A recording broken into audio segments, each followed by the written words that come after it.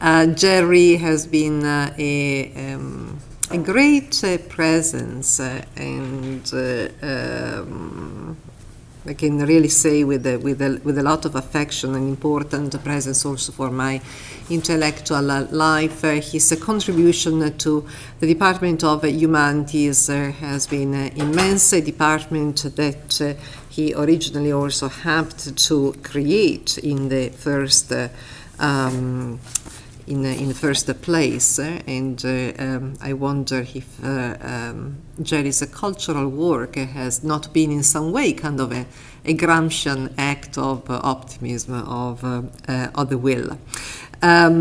He is emeritus professor now, but he is still engaged both with the Institute of Humanities that he had founded and with the graduate liberal arts program where he holds the Simons chair, and he is so active in all sort of cultural work, but I would say also a very important presence for graduate students. It's a constant beacon of mentorship that I think is so important in our times.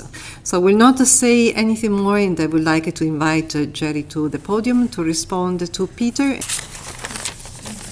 I began my academic life a long time ago in the study of Russian literature, German literature, Italian literature, but less so. I belong, I guess, to the Church of Bakhtin, although I want to say something about that. When I studied Russian literature from Victor Ehrlich back in the 1960s, I wanted to do a dissertation on Lukács' theory of the novel. But I was cautioned against doing dissertation on Lukács in the 1960s because that would type me in a way that might interrupt my career as an academic, to be typed that way. So I turned, this is a kind of narrative, a Bakhtinian narrative, by the way. I turned to doing a dissertation on Gogol and Russian literature with Victor Ehrlich, who was from Yale, who studied with René Velek, who was one of the doyens of Russian formalism, right? Russian formalism. All of his brilliant lectures, Victor Ehrlich, he never once mentioned Bakhtin, nor did he mention that that he was named after Victor Adler, and his father, Ehrlich, who were murdered, transported, members of the Polish Bund, the Jewish socialist movement, and were transported by the Stalinists to where they ended their lives. When I found out about this many years later, I began to wonder what kind of a narrative did Victor Ehrlich, who was a brilliant student of René Velek and from whom I learned Russian formalism, what kind of a narrative would I have understood in a different way had his life story, his life narrative had been foregrounded? But there were good reasons in the 1960s and personal reasons not to do that. And I had to think at the same time, you can hear me back there, right? I had to think at the same time, another funny anecdote. I mean, I belong to the church of Pasolini, Bertolucci, Silone, rather than the church of Gramsci, although I became interested in Gramsci, and this is another interesting story. When I was chair of an English department, talking about normative grammar in a colonial country who had looked to different traditions of English in order to establish a modern English department in 1965 at Salmon Fraser University.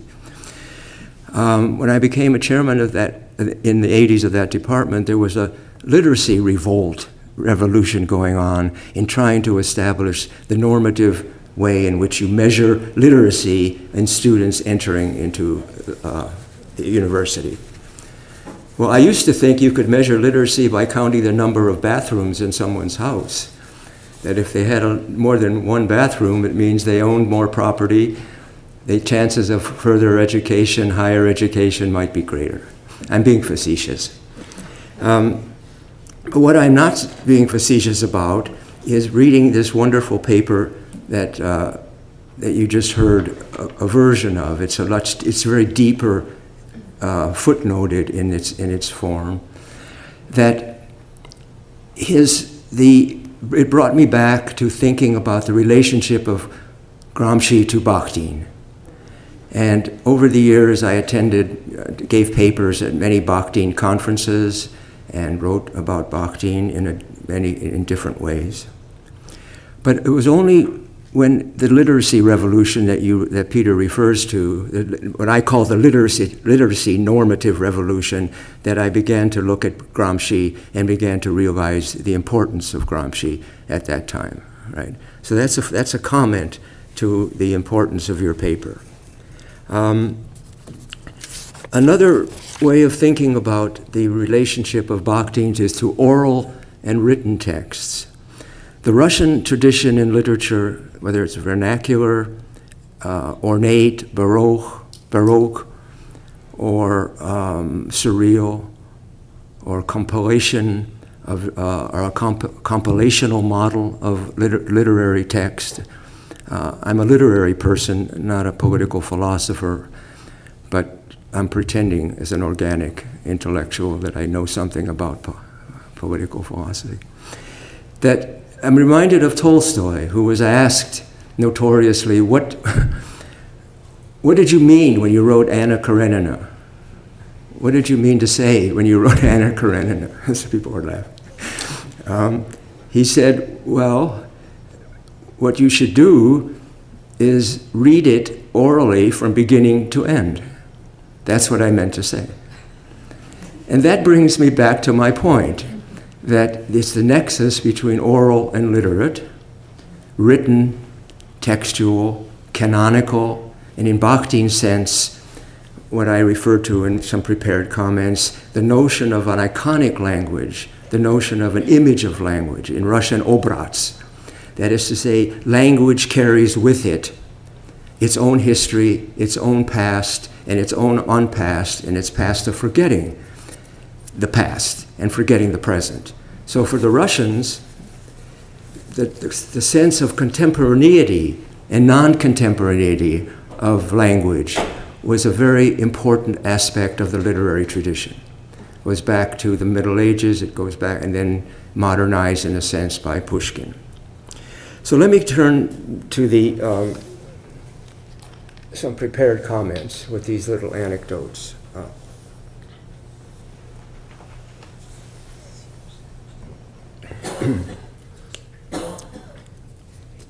The title of my, I won't take too much time. Let me just make sure that I'm following my watch here. The optimism of the will does not mean formal ethics or a theoretical standpoint, and provides no help to a living act performed in the real world in which the laws of force or power and the possible generation of already performed acts are enacted in the world according to laws of culture. Culture which creates autonomous worlds of polyphonic, heteroglossic, in Bakhtin's terms, of competing and overlapping forms of discourse, sometimes called vernacular. So my point here is that at the turn of the century, even before with Herder and others, the question of language came on the agenda in Russia, in Italy, you refer to Croce, and in France. And we want to wonder, I think, as literary scholars, poetically influenced, why did the question of language come on into the historical and aesthetic reality? The answer to that, I think, and here Gramsci is helpful, is that all of a sudden the invisible figure on the block in figurative language, Bakhtin's theory of language is more figurative than representational. It's more performative and an enacting, speaking theory of attitude toward language where the addressee is included in the act of speaking. Right. It's a phenomenal act of speaking, addressing, incorporating the language of what we say today, the other speakers. In other words, at the turn of the century, the question of culture became important to thinking about the untapped realm of language. Okay. So we live with hegemony, and Perry Anderson's little book called The H Word, the hegemony word. We live between a rock and a hard place, the living world and the world of death, and we suffer from anxiety as well as joy, happiness, and the embalming world of the commodity. And the aftermath of capitalism exists between the wild goose chase and ostrich politics of a global hegemony today, which was on the agenda with the Russian Revolution as well, and the impending German Revolution as well at the turn of the century.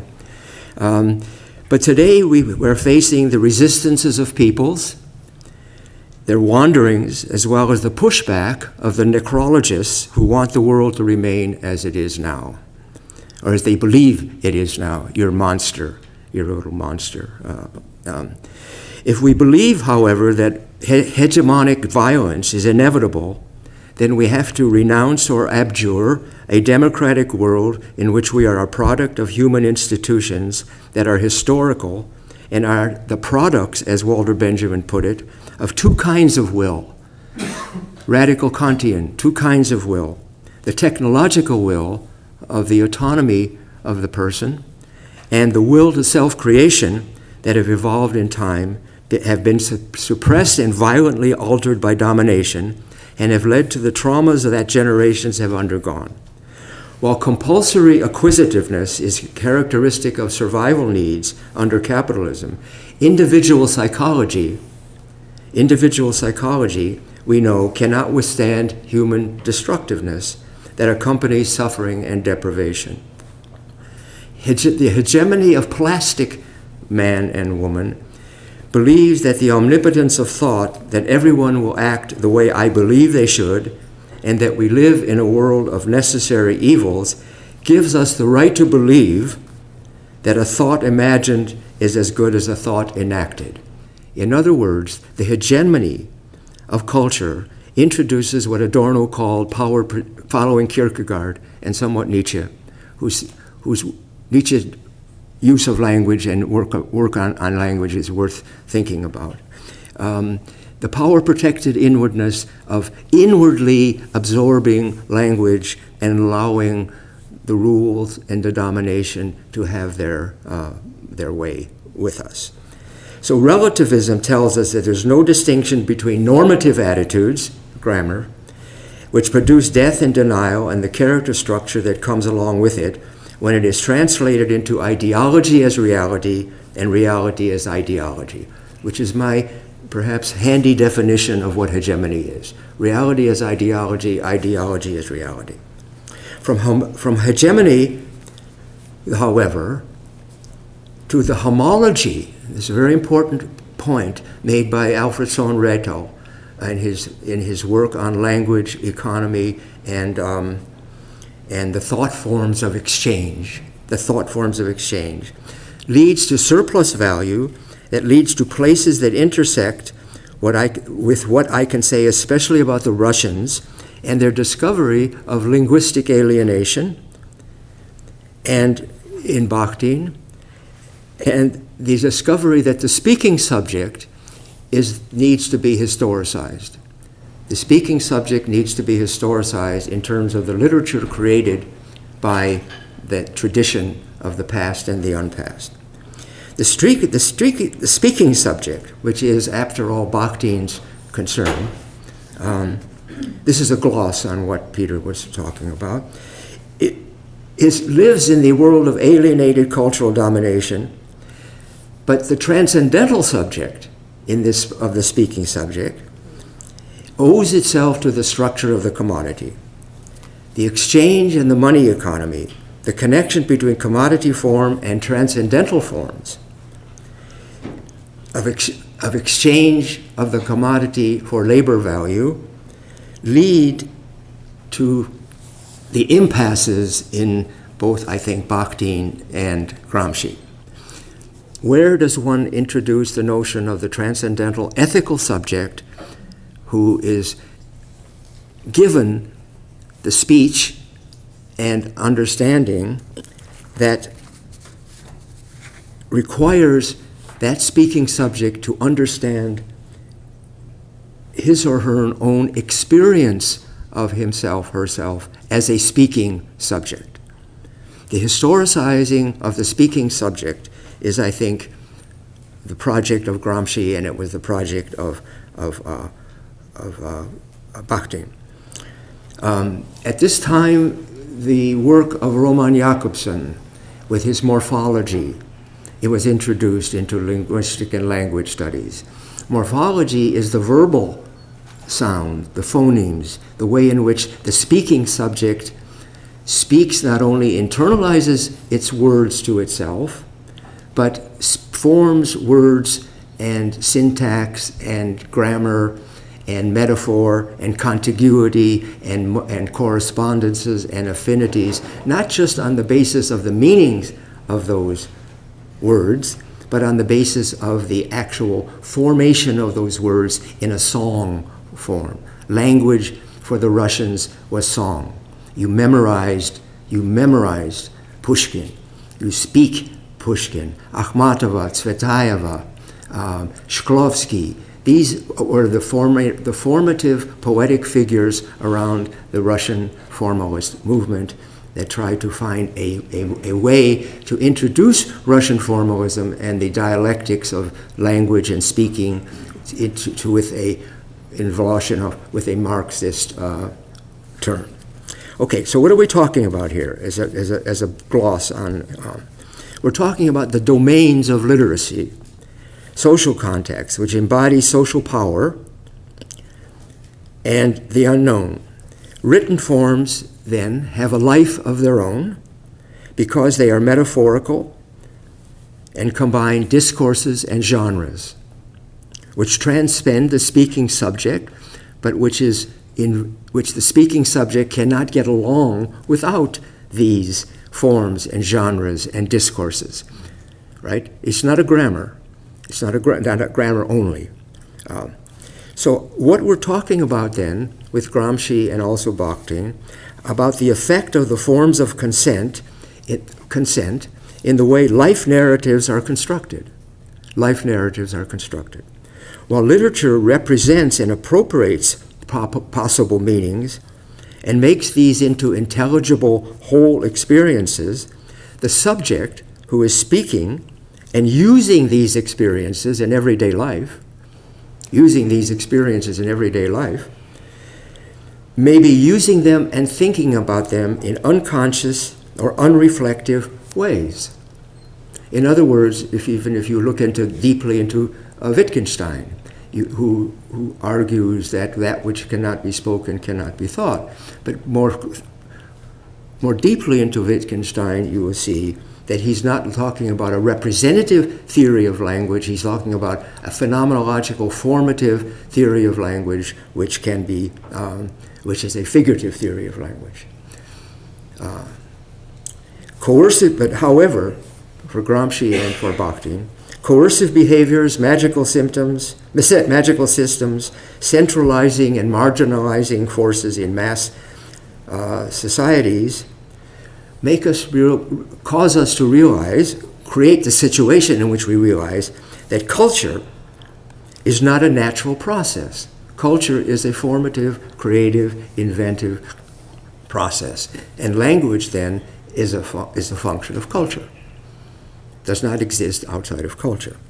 And while we vulnerable human beings that we are, have a habit of falling into language we are not just the sum total of our language.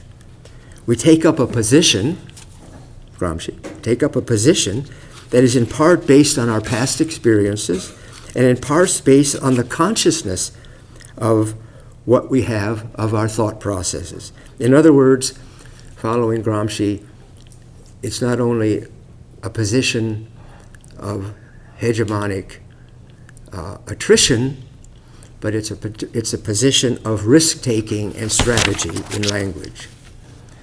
So hegemony should be related in this sense in language to morphology, to structuring, thinking about the historical forms in which personal experience and it has been cast.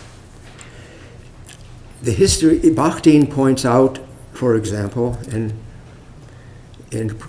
as you pointed out with Gramsci and the vernacular, the history of language is understanding how sameness and foreignness in particular cultures borrow and steal, use and appropriate from other cultures, the constant process of translation.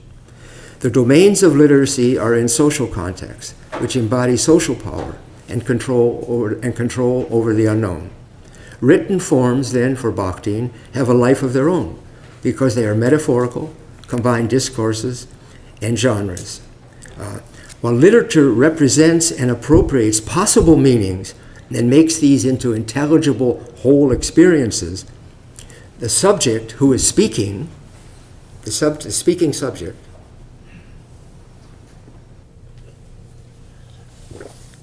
the speaking subject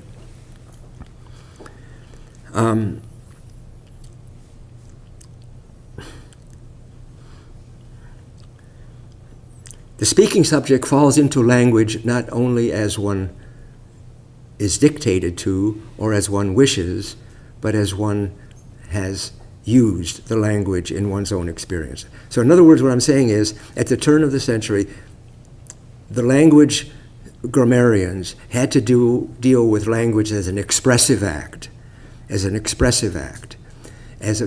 was part conscious and part unconscious. An analogy might help here.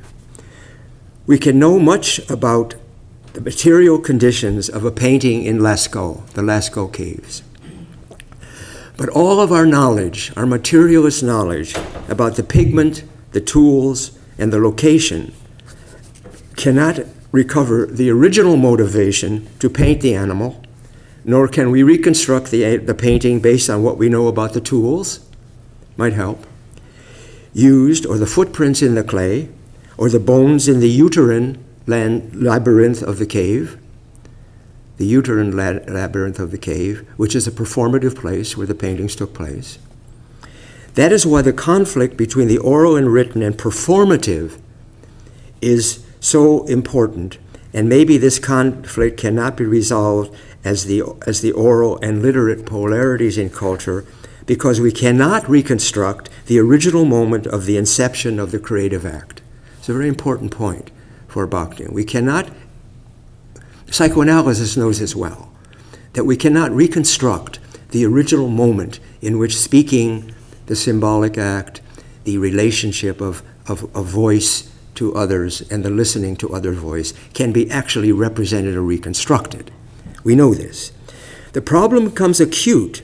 Going back to my point, we cannot reconstruct the original moment of the inception of the creative act, but we can live out the hegemonic conditions which are continuous with it or contiguous with it in time.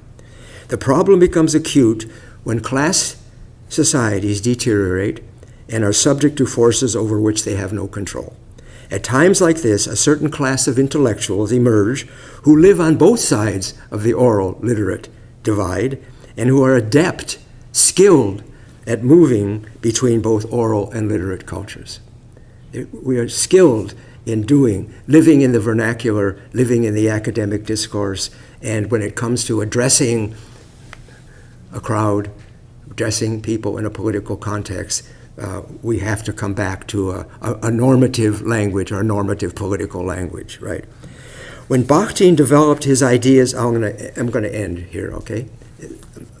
When Bakhtin developed his ideas on genre, the question of culture as a semiosphere of meanings and boundary-crossing discourses was on the agenda in Russia, and indeed in all the European nations. For reasons other than linguistic transformation in texts or the reevaluation of literary history due to the rise of modernist literary genres, literary figures as carriers of culture were on the agenda. Literary figures as carriers of culture. Lukács, Auerbach, Adorno, Max Weber, who very few know that Max Weber wrote a brilliant study of music and rationality, right? Transforming the concept of substantive rationality to the notion of music and utterances, right?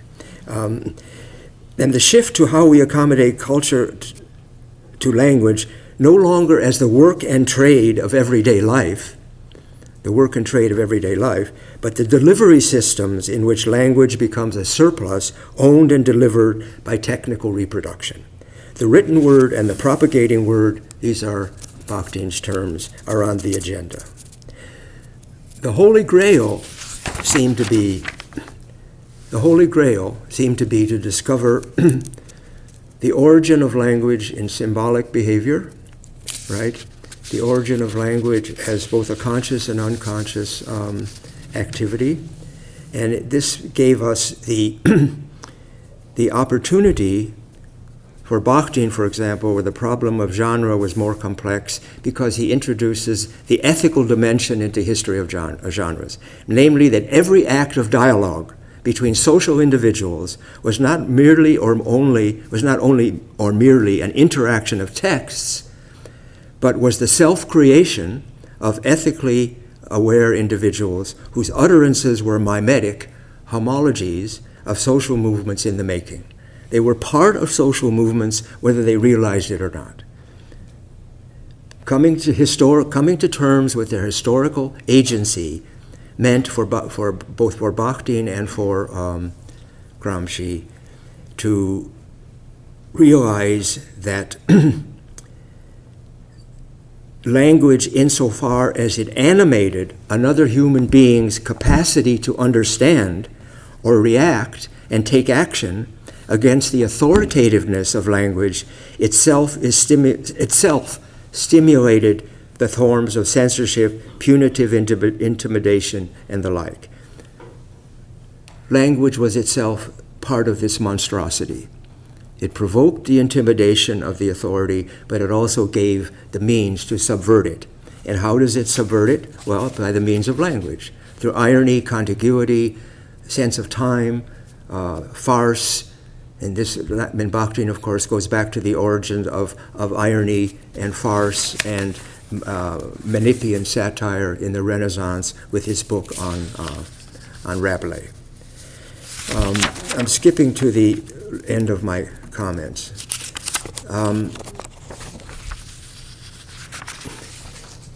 The question that your paper raises I think the hidden question is will formation. What is the formation of the will? For Bakhtin, it's the ethical will rather than the political will.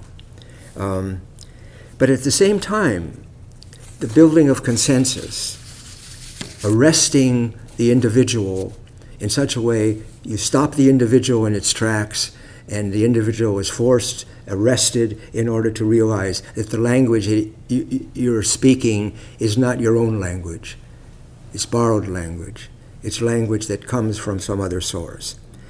However, the spontaneous loyalty that is obtained from the mass as an ideal group formation, your Croce's grammar, a teachable grammar, right, in which constructs an imaginary formation and classes, involves the various classes in society in the social and intellectual reproduction of their lives.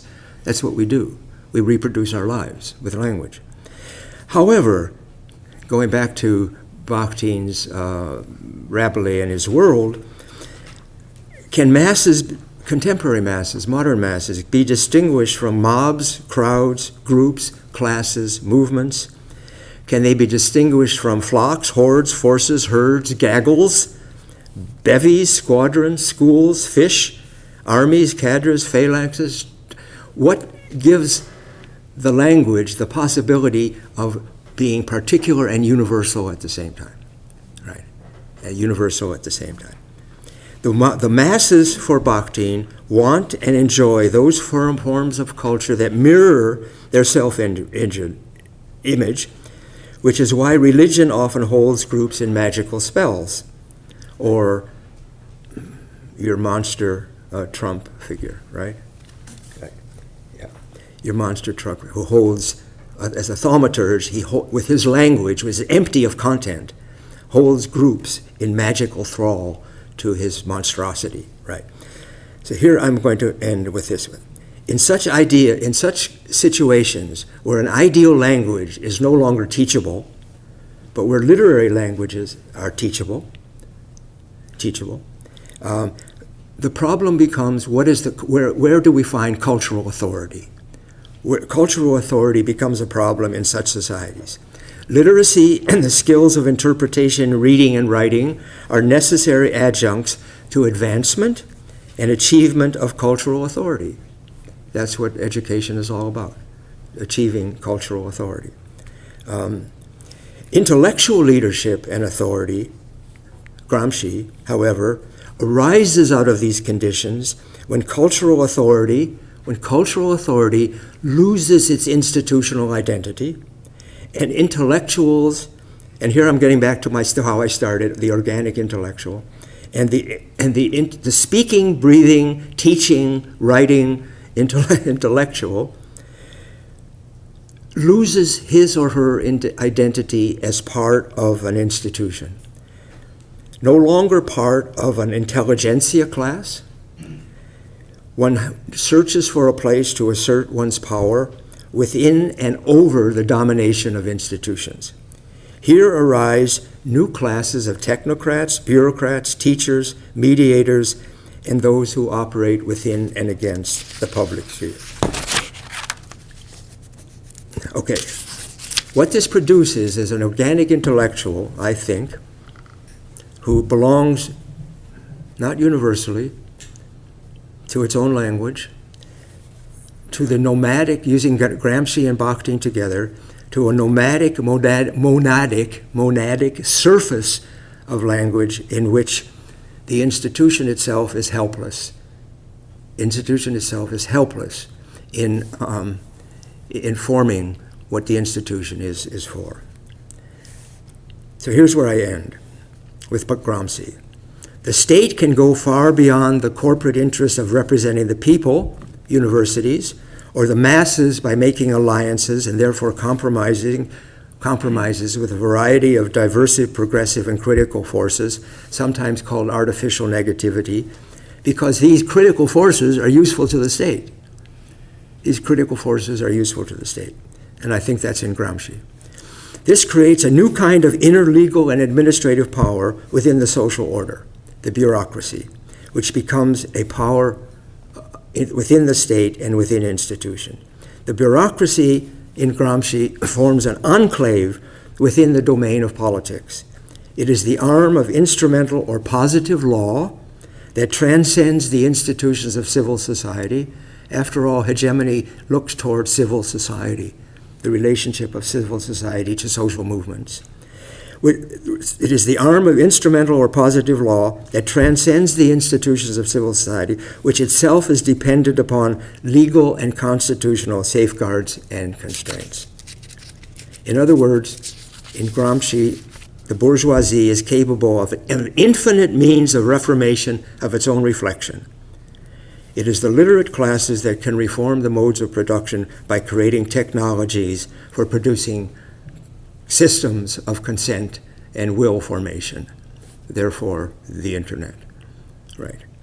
To counteract this, the state itself requires a collective and consensual will formation on the part of the common people who are not entirely led by the nose of false consciousness, by the bureaucratic and forms of will formation of the technical reproduction of reality.